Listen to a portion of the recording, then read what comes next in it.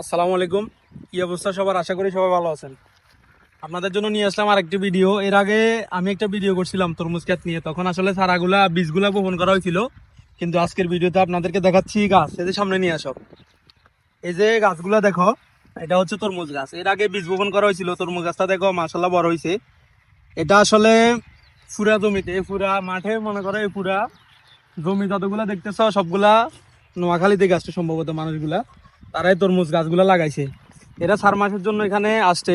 ওই ঘরটা দেখাও, ওরা এখানে থাকে, ওরা এখানে কন্টিনিউ থাকে। থাকার পরে গাছগুলা এখানে থাকি, গাছগুলার পরিচর্যা করে। তো এটা ফলন দিতে দিতে প্রায় মনে করো রোজা তো আরো 2 মাস আছে। তো মনে করেন যে আপনার হচ্ছে যে 2 মাস পরে এটা ফলন দিবে, অর্থাৎ রোজা শুরু হওয়ার মাঝামাঝি টাইম বলেন, শুরুর দিকে বলেন, এগুলা ফলন দিতে শুরু করবে।